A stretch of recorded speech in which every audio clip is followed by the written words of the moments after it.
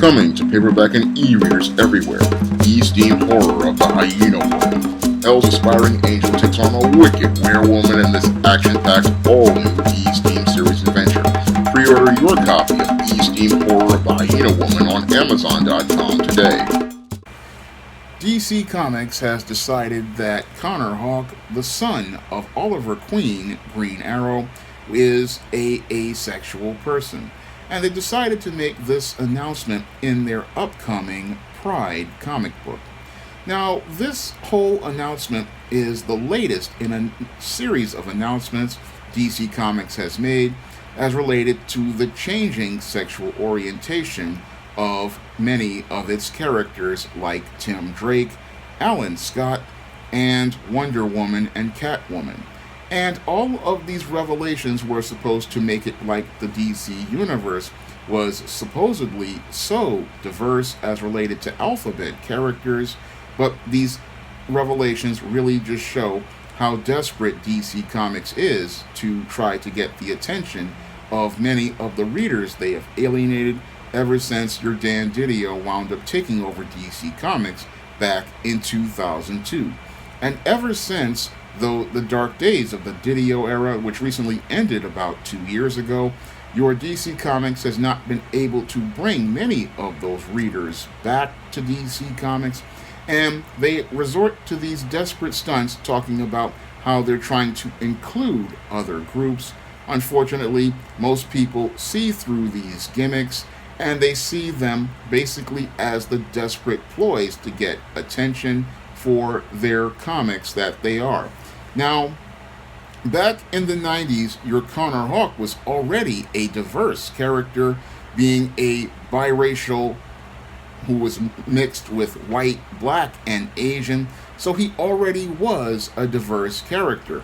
And most people really didn't care about Connor Hawke's sexual orientation. No, they cared about him because he was the son of Oliver Queen, and he was an incredible archer on the level of his father.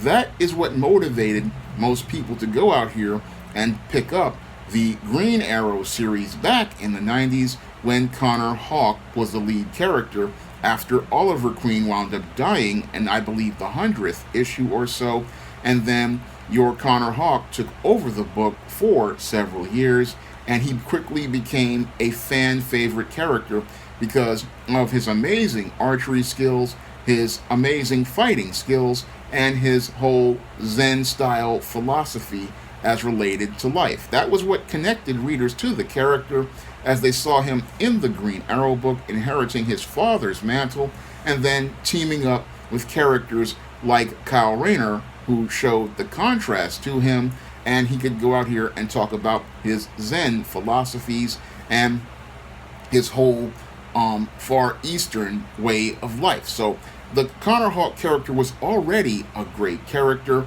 and we started to see how great he was all out throughout the 2000s in the Kevin Smith and I forget the name of the artist, but he was a fantastic artist on the Green Arrow book.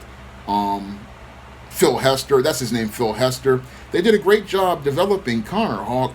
And recently we saw Connor Hawke in the Robin book, and in that Robin book where they were having this tournament on the island where the Society of Assassins was, no one really cared about your Connor Hawke's sexual orientation. No, what we wanted to see was Connor Hawke in the tournament being the super badge fighter that we all knew he was back in the 90s. That's what made the Robin series quite compelling, was seeing how your Damian Wayne would go off here and banter with your Connor Hawke and how he could face off against Connor Hawke. So that was the thing that got people to care about Connor Hawke. But your DC Comics editorial, they believe that the only reason why we care about Connor Hawke is going to be sexual orientation. But sexual orientation is not anything that readers care about as related to these characters. No, in superhero stories, we want to see the hero overcoming the bad guys, not talking about who he's representing or what he's representing. As a black creator myself, when I go out here and I write black characters like Isis or Esteem or John Haynes, I'm not really focused on too much on the color of their skin. I'm more focused on the content of their character, because the personality, voice, and motivations for the character, that is what's going to get the reader to care. Yes, we do need representation as related to certain characters, but there is more to that character than whatever racial or sexual identity that a publisher wants to push. And this is something many of these new writers and editors don't really understand about writing comics, and all they do is focus on identity politics as related to these characters, and that makes for some terrible storytelling. I mean, when I read the Robin book with Damian Wayne, one of the things I loved seeing about it was seeing Connor Hawke back in the pages of a comic, and what I loved seeing was seeing him being the super bad fighter that I knew he was from the original Green Arrow series. Now, what they want to do is change this into something that really does not really fit the character, because to sit there and say that he's asexual because he was in a monastery for many years, that really doesn't really fit the character, who has been seen being heterosexual in his own book. And it's just another, again, desperate attempt to pander to audiences that really don't buy these comics. It's really a desperate attempt to try to get people's attention with the book, and it's also a desperate attempt to try to get people talking about these comics, when most of those people would have been talking about that story if you presented Connor going out here and beating the bad guys like he did back in the 90s in the Green Arrow book. If you go out here and just give people good stories, people will care. But it's hard to care about DC Comics these days, because DC Comics has a bunch of people pushing social justice over quality storytelling. Because yes, social justice will get people's attention. It'll get people talking on a message board. It'll get people talking on a platform like YouTube. Yes, it'll get people talking and complaining about it, but it will not generate sales. And that's something a publisher needs, and that's something many in the comic book industry still just do not understand about the business of publishing. They are so caught up in trying to go out here and shock you with a gimmick talking about a revelation about sexual orientation, that they can't see that these gimmicks really are not having the desired effect in generating sales. I mean, you've already announced that Catwoman is bisexual. You've announced that Wonder Woman is bisexual. You've announced Tim Drake is bisexual. You've announced that Connor Hawke is asexual. And this has not led to an increase in sales, because most people see through this gimmick, and they see it for the pandering that it is. Even people in the alphabet community see it for the pandering that it is, because what frustrates them is that you have perfectly good alphabet characters like Batwoman, like Maggie Sawyer, and many others that are out here, and those characters, they don't get a push. And if I really want to go back, we can go all the way back to Obsidian. Many of these characters who were in the DC universe for decades don't get a push, but they always want to just come out here, bring a popular character, and then try to put this label on them, and that is being extremely dishonest as related to storytelling. If you're a storyteller, you understand that if you want to go out here and focus on that aspect of the character, you make it organic to who they are in the beginning, because then it's a genuine part of that character, and once it's a genuine part of that character, the reader understands that this is who this character is, and they respect that character because you're being honest and upfront with about that character in as related to their backstory. But when you go out here and participate in dishonest actions like this, saying a character we knew for over 30 to almost, as in the case of Alan Scott, 80 years was one way, and then you're going to try to tell me it's something different, that's something that alienates lots of readers, and it makes those readers not want to trust the publisher, and people just don't trust DC Comics, because this type of pandering does not give people incentive to buy the books. All it does is make it where the audience walks away. And when I look at this whole again stunt, it just shows me somebody's insane, because the definition of insanity is doing the exact same thing and expecting a different result. DC Comics sales are at an all-time low, and we still have people in editorial and creative going out here looking to pander to audiences, not understanding pandering is a form of weakness as related to business. A salesperson like myself can go out here and sell a character, and they can sell a character based on the merits of who they are and based on the merits of their story. That's what a salesperson can go out here and do. But sadly, DC Comics isn't filled with salespeople.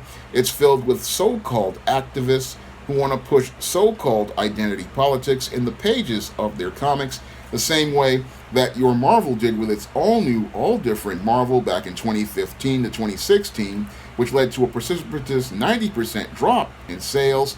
But they're thinking that this is going to be a success, even though this was a major failure for Marvel Comics and is right now failing at DC Comics, because this gimmick, again, is all about trying to get attention by using an obscure DC Comics legacy character, attaching a sexual orientation to them, and then hoping that this will get enough people's attention that they'll go out here and start buying the comic just to see the controversy. Unfortunately, while these stunts are controversial, they don't really generate a lot of sales.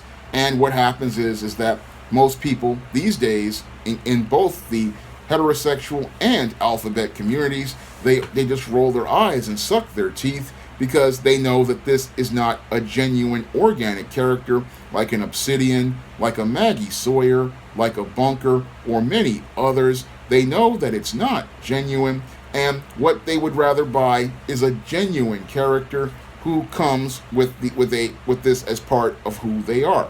And as I see it, if DC Comics really wanted to appeal to the alphabet audience, they would go out here and create a brand new original character, and then let that character stand up on its merits. That would be a far better thing to do for the alphabet audience. Give them their own character, let them have their own story, or even better yet, take one of these existing characters that has been a part of the DC universe for decades, like Obsidian or Maggie Sawyer, or many of the other alphabet characters who have been buried by DC Comics, and give them a book and let them carry their own stories. I mean, if you really are serious about promoting diversity, you would do it organically, because the DC universe and the Marvel universe are filled with lots of characters. Unfortunately, many of these creators don't want to put in the work these days. They want to try to shock you into seeing the brand new hero that they cut and paste an identity on in order to elevate their stock as a creator. But that's not how a creator like myself goes out here and does. No, I wanted to make black characters, and what I did was work from the ground up, putting in the work on those characters, because as I saw it, they weren't making black characters that I liked in comics. So I would go out here and do so myself, and I would go out here and put in the work. But many of what they call your SJW or woke creators, they don't want to put in that work. No, they don't want to put in those hours. They don't want to put in that time, and they don't want to go out here and work for years on trying to develop a character organically. No, what they want to do is try to tack on an identity to a character, and then they want to try to use that to coast their way into getting fame in the comic book business. Well, that's not how it works in the comic book business. No, how it works in the comic book business is you're going to have to put in that work on that character. You're going to have to deal with that character not generating sales in the beginning, and you're going to have to work for years to build that audience for that character, because that's how you earn respect in this business, and that's how you earn respect from readers, by going out here showing how your hero can overcome and not just be some racial or sexual identity, because what makes a hero is the character that they show as they're overcoming the odds, not whatever orientation or identity that these creators want to throw onto a character because they don't have the courage to go out here and create something original and fresh. No, many of these people, they just want to go out here and tack another identity onto another character and then say, I'm out here promoting representation, I'm promoting diversity, give me a Netflix deal. I'm sorry, it doesn't work that way. And your comic book industry is suffering because they take great characters like Connor Hawke, and instead of writing a great Connor Hawke story, they go out here and try to make an announcement like this to get some attention, but the only attention they receive is negative attention from YouTubers roasting up their announcements, and then customers not buying their books. And this is not good for the comic book business, where we've seen comic stores wind up closing as a result of these books back in the 2016 to about 2020 or so. And it's not good for DC Comics, and I'm hoping that Discovery comes in and they clean house at DC Comics, because these type of stunts, these are the type of stunts that drive comic book readers away and have DC Comics in the dire straits they're in today. Now, if you want to pick up my first comic, E-Steam No Good Deed, you can find that comic on Kindle for 99 cents on Amazon.com. And if you want to pick up some of my books that feature positive black images of black characters on the SJS Direct imprint, like the ISIS series, the E-Steam series, the John Haynes series, and the books of the Spinsterella trilogy, you can find those books on Amazon.com in paperback and Kindle format. You can also find those books on Smashwords, the iBook Store, and Google Play. That's all I have to say for this video. You can comment, rate, and subscribe. Now available in paperback and e-readers, ISIS Legacy. The sorority secrets of the goddess next door are revealed in this all-new ISIS series adventure. Get ISIS Legacy in paperback and e-readers at online booksellers everywhere.